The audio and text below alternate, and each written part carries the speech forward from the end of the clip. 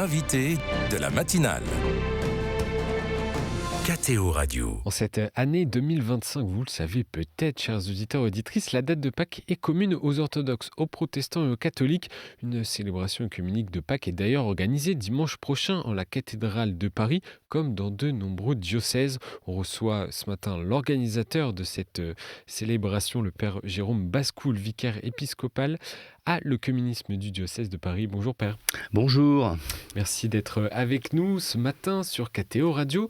Alors, date de Pâques est commune en cette année où l'on célèbre également le 1700e anniversaire du concile œcuménique de Nicée.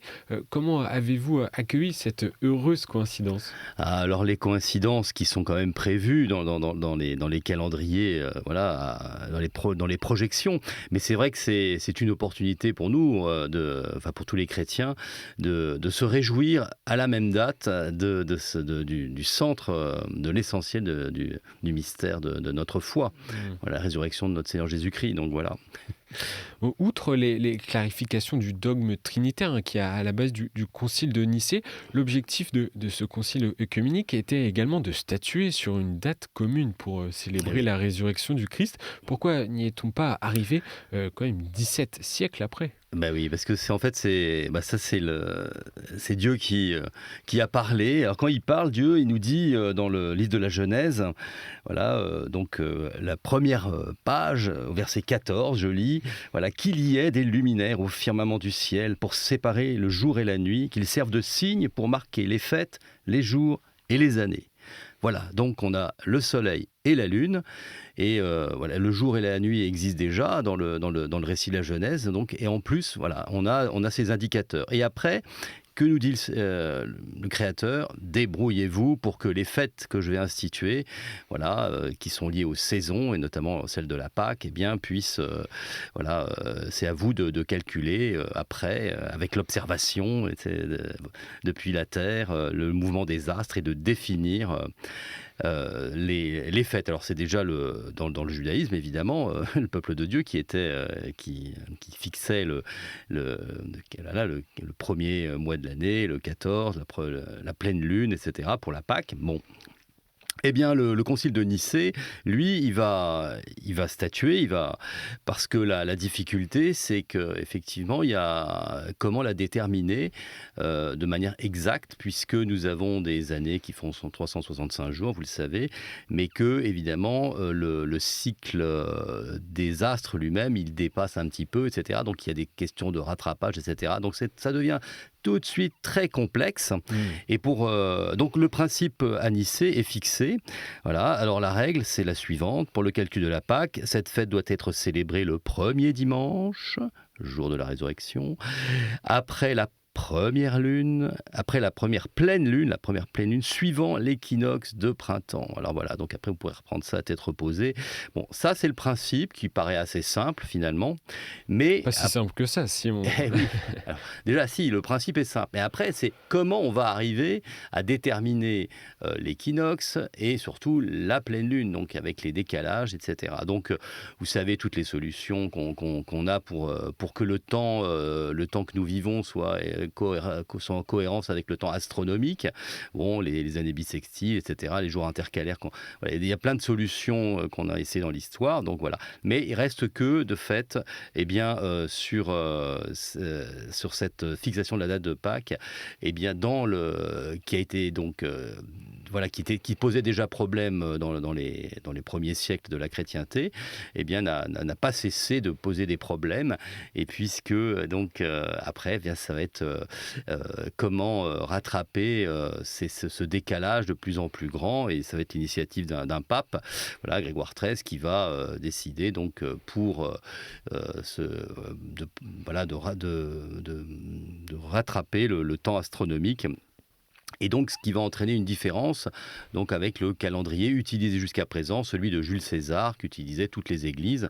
Donc, l'Église catholique va promulguer une nouvelle façon de calculer l'année, etc. Donc, voilà, c'est ça qui va causer ce décalage au XVIe siècle. Et cette différence, que représente cette double opportunité en 2025 pour le dialogue œcuménique, aujourd'hui, cette de célébrer la date commune de Pâques? Alors, déjà, donc ces occurrences, ces concordances, ça arrive de temps en temps. Enfin, donc la dernière, c'était en 2017. Voilà, donc on avait déjà manifesté, les chrétiens ensemble avaient pu souligner cette heureuse coïncidence. Et cette année, il y a donc non seulement la coïncidence de la fête de la Pâque qui tombe au même moment dans les deux calculs julien et grégorien, mais en plus il y a un chiffre rond, c'est 325, 2025, les 1700 ans de ce concile de Nicée qui est le premier concile écuménique, donc c'est-à-dire le premier concile qui va concerner toute la chrétienté, qui vient, qui quitte le temps des persécutions et des catacombes pour s'installer dans l'espace public de l'Empire romain à l'époque, hein, et donc elle va définir aussi un certain nombre de règles concernant sa vie et concernant aussi ce qu'elle croit. Voilà. Et que peuvent tirer les chrétiens, notamment les orthodoxes et les catholiques de cette date commune? Est-ce qu'il peut en ressortir quelque chose en cette année particulière? Alors déjà, se poser la question de savoir comment est-ce que maintenant, il ne serait-il pas possible de remettre sur le chantier un calcul commun, une détermination commune de cette fameuse date de Pâques, sans renier l'histoire puisque la question n'est pas une question de foi, mais une question de mode de calcul finalement. Donc c'est vrai que mais évidemment les choses ne sont jamais aussi simples, puisque du côté orthodoxe au 19e, on a des essais de coordination de toutes les églises orthodoxes grecques, russes, dans les églises orthodoxes des Balkans, etc., pour qu'elles se mettent d'accord entre elles, et elles n'y arrivent pas. Voilà, ou partiellement, c'est-à-dire que certaines églises orthodoxes vont pour les fêtes fixes adopter le calendrier grégorien, et puis la date de Pâques, ce sera toujours le calcul au mode du calendrier julien. Voilà. Et donc on va pas en sortir. Alors là-dessus, évidemment, catholiques et protestants n'ont jamais la réforme grégorienne n'a pas été remise en cause par la réforme. Elle a été ça faisait partie, c'était un bien commun qui n'a jamais été discuté. Donc du coup, les protestants ont la même date évidemment que les catholiques, le même mode de calcul. Enfin voilà.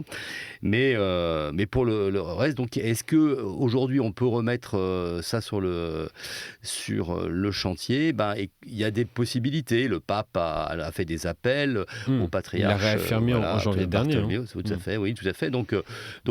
Mais il faut que, d'une part, toutes les églises orthodoxes, les 15 églises orthodoxes autocéphales, qui puissent se mettre d'accord sur de quelle position adopter, et puis voilà, après qu'on puisse déterminer ensemble, avec l'aide des outils modernes maintenant, là encore une fois, il s'agit d'essayer de toucher au plus près la réalité astronomique. Donc voilà, puisqu'on a encore une fois, le principe est le même pour tous. Mais c'est dommage donc que nous n'arrivions pas à nous entendre pour fixer une date commune. Ça ne veut pas dire qu'une fois que la date est fixée, que l'unité des chrétiens est faite. C'est un des jalons, une des étapes mais qui serait sur le plan de symbolique très, très importante, évidemment. Oui, ce serait un plan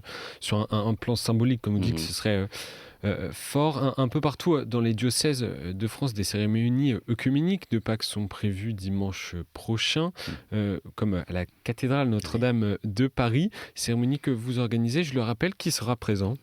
Alors, effectivement, comme tout le monde aura célébré le matin très tôt ou dans la nuit de la vigile le mystère de la résurrection de notre Seigneur Jésus-Christ, donc du coup tout le monde va être disponible après sans doute quelques agapes et un repos, une petite sieste. Donc voilà, donc dès 15h, nous accueillerons à la cathédrale Notre-Dame de Paris pour une célébration écuménique. Donc l'ensemble des églises protestantes, qui ont répondu à notre appel, et aussi la plupart des églises orthodoxes présentes avec nous. Il y aura donc, ça sera présidé et accueilli par l'archevêque de Paris, mais il y aura à côté de lui, il y aura le pasteur Christian Krieger, donc il y aura aussi Monseigneur Dimitrios, qui est le métropolite du patriarcat métropolite de France, donc représentant le patriarcat œcuménique de Constantinople, et puis pour la présidence aussi Monseigneur Khatchatrian, qui est donc le primat de l'église apostolique arménienne en France.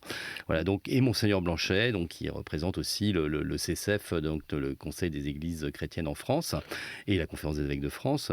Voilà, donc pour présider cette célébration, mais en présence d'une cinquantaine, voire un peu plus peut-être, de représentants des églises, donc des autres églises orthodoxes, des églises orientales orthodoxes, donc les Arméniens, les Coptes, et puis les églises protestantes évangéliques, l'église protestante unie de France, voilà, donc l'Armée du Salut, enfin, il y a là. Et les plus hauts donc responsables chrétiens de France qui prient ensemble le jour de Pâques, c'est un geste fort. Ah ben bien sûr, c'est un beau signe qui est donné, de fait, de se réjouir ensemble, de se mettre que cette célébration, évidemment, qui est une célébration de la parole de Dieu, nous aurons un commentaire de